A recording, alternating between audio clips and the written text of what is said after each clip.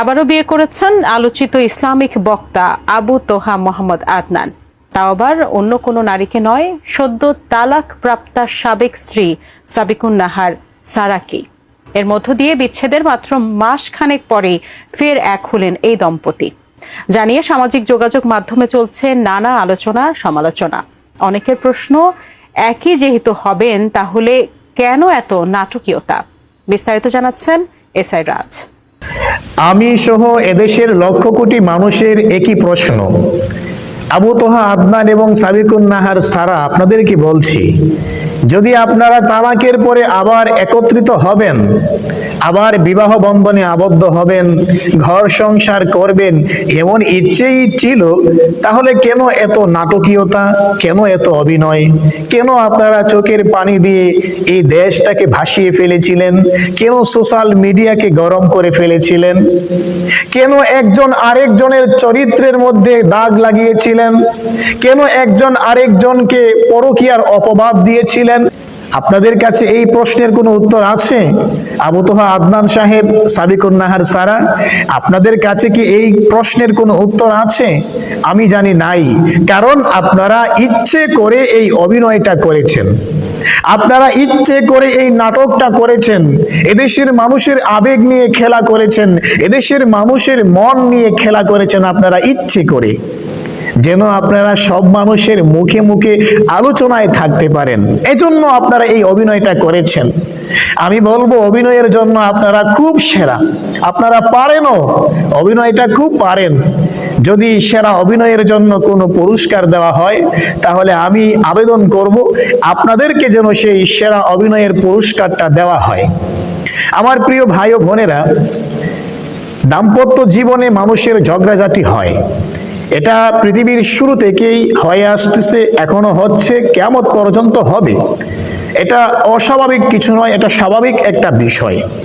দুইটা মন, দুইটা জীবন যখন একসাথে হয়, মাঝে মধ্যে আমাদের বনিবনা হয় না, ঝগড়াঝাটি হয়, এমনটা হয়। আমাদের ঝগড়াঝাটির পরে সমাধানও কিন্তু আছে।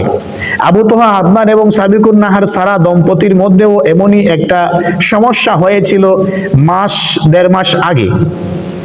সেই সমস্যার সমাধান ছিল শেষ পর্যন্ত তালাক, বিবাহ বিচ্ছেদ। উলামায়ে কেরামদের তত্ত্বাবধানে বিবাহ বিচ্ছেদ হয়েছিল।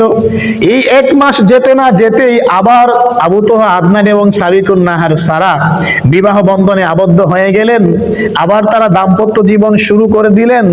তাহলে এই মধ্যখানে এত নাটকের কি প্রয়োজন ছিল বলেন? আপনারাই বলেন। আপনারা যখন সোশ্যাল মিডিয়ায় এসে কান্না করে করে বলতেছিলেন, আবু তোহা আদনান সাহেব, সাবিকুন নাহার সারা, আপনারা যখন কান্না করে করে বলতেছিলেন, আমি নির্দোষ, আমি কোনো অপরাধ করি নাই, আমাকে অপবাদ দেওয়া হচ্ছে, আল্লাহর কসম করে বলি, রব্বে কাবার কসম করে বলি, কোরআনের শপথ করে বলি, আপনাদের চোখের পানি দেখে আমরা এদেশের মানুষ, এদেশের জনগণ পক্ষে বিপক্ষে কথা বলেছি। আমি নিজেও তো আপনাদের পক্ষে বিপক্ষে কথা বলেছি, আপনাদের পক্ষে বিপক্ষে কথা বলে ভিডিও বানিয়েছি, মানুষকে বোঝানোর চেষ্টা করেছি যেন মানুষ নেগেটিভ মাইন্ড থেকে পরিবর্তন হয়ে পজিটিভ মাইন্ডে চলে আসে। আজকে আপনারা এই সারা দেশের মানুষকে বৃদ্ধাঙ্গুলি দেখিয়ে, সারা দেশের মানুষকে বোকা বানিয়ে ধোঁকা দিয়ে আবারও আপনারা বিবাহ বন্ধনে আবদ্ধ হলেন, দাম্পত্য জীবন শুরু করলেন।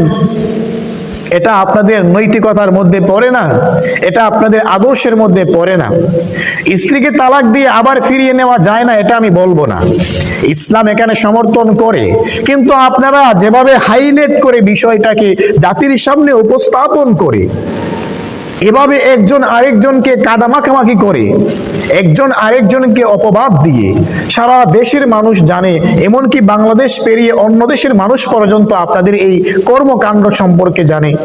সেখানে আপনারা কি করে পারলেন আমাদের মতো সাধারণ মানুষদেরকে, আমাদের মতো মানুষের সাধারণ সরল মনকে ধোঁকা দিয়ে আবার আমাদেরকে বোকা বানাতে? কি করে পারলেন আপনারা? আপনারা অভিনয়ের জন্য সেরা, আপনাদেরকে সেরা অভিনয়ের পুরস্কার পুরস্কার দেওয়া দরকার। তবে একটা কথা মনে রাখবেন, যারাই এই দেশের মানুষের মনের আবেগ নিয়ে খেলা করেছে, দিন শেষে তারা ধ্বংস হয়েছে, দিন শেষে তারা জিরো হয়েছে, কেউ হিরো হতে পারে নাই। আপনারাও যদি বাস্তবে এমন হয়ে থাকে, এদেশের মানুষের সরল মন নিয়ে খেলা করে থাকেন, তাহলে অবশ্যই আপনারাও একদিন জিরো হয়ে যাবেন, শূন্য হয়ে যাবেন।